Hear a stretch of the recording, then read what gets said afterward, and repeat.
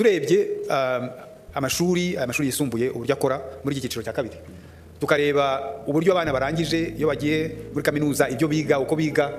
Za kaminuza zatubwiye yuko baza batiteguye, bagahura n'ingorane ndetse bakagereza kuzikemura cyangwa se bakaziherekeza zikazajya ku murimo zikarangiza abantu ziye no ku murimo. None ko batutireka turebe uburyo twakemura ibi bibazo dufatanyije na bagenzi bacu, abarimu, abayobozi b'ibigo, ababyeyi n'abanyeshuri ubwabo, kuko twaganiriye n'abantu barenga 2500 harimo abanyeshuri, harimo ababyeyi, harimo abarimu, harimo abayobozi bo mu nzego z'ibanze, harimo abayobozi b'ibigo, kugira ngo twumve icyo batubwira byerekeye imbogamizi bahura nazo muri iki cyiciro cy'amashuri. Iyo urebye rero umwana urangiza anyuze muri izi combination nyinshi bahati yavuze, usanga umwana azi utuntu dukeya kandi tutatuzi neza.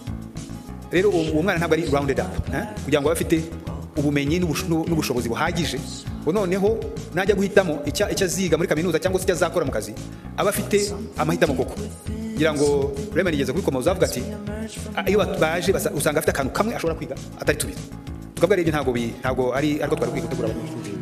Ikindi urebye iyi programme yacu ishingiye ku bumenyi, competency based curriculum, nayo ifite ibyo itubwira, ikavuga ati abana barukwiye kwiga bakagira amahirwe ahagije kugira ngo bagire amahitamo.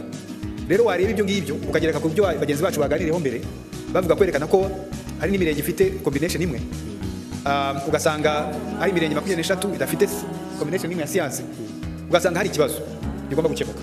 Ubwo rero twavuze turebye tuba tuti mureke ibi ngibi twita combination mu Cyongereza, ahubwo tujyane n'ibyo CBC tubwira, tugire ahubwo ibyo bita learning pathways kuvuga ngo ikintu wiga kigamije igice runaka cy'ubumenyi. Rero tugasanga ubigabanyijemo mu by'ukuri wa ufite learning pathways eshatu. Hari imibare na science, hari art and humanities mu murafasha mu Kinyarwanda, hanyuma rero akaba na languages cyangwa se indimi. Nibyo rero tukaba tuti tubigenza gutyo. Hanyuma buri mwana wese ugiye muri iki cyiciro cy'amashuri agomba kwiga imibare, icyo ahitamo cyose agomba kuba harimo n'imibare, icyo ahitamo cyose agomba kuba harimo Icyongereza, icyo ahitamo cyose agomba kuba harimo ICT koranabuhanga, icyo ahitamo cyose agomba kuba harimo entrepreneurship. Urumva rero ko avamo arangiza koko afite ubumenyi butuma ashobora kujya no ku isoko ry'imirimo, cyangwa se ashobora kukubiza akajya muri kaminuza agahitamo ibintu byinshi, agahitamo icyo agomba kwiga. Rero izi mpinduka nicyo zigamije kugira ngo umwana azajya arangiza afite amahirwe yo kugira ngo ashobore gukomeza amashuri, cyangwa se agiye ku isoko ry'imirimo ariko ashobora kugira icyo akora, hanyuma no gupiganwa ku isoko mpuzamahanga, ashobore gupiganwa no kuri izo soko. Ibyo byose abantu abo bihindukiyeho nibyo bita mu Cyongereza progressively. Nuvuga ngo ntabwo ari rimwe ngo abantu bose bizajya bijyana n'igihe abari muri combination ubu ngubu bazazikomeza kwize barangize. Ntabwo ari ibintu uvuga ngo bihungabanya abantu bose, oya bizashyirwamo yitondewe kugira ngo hatagira creating issues. Ariko nanone tureba n'amashuri kugira ngo amatorero y'amashuri yiteguye ariyo, nkuko Dr. Bahati yigeze kubivuga, abarimu bahari, ibikoresho bihari, kugira ngo tujye tubikora mu buryo muri deliberate, noneho tubikore kugira ngo bikore neza.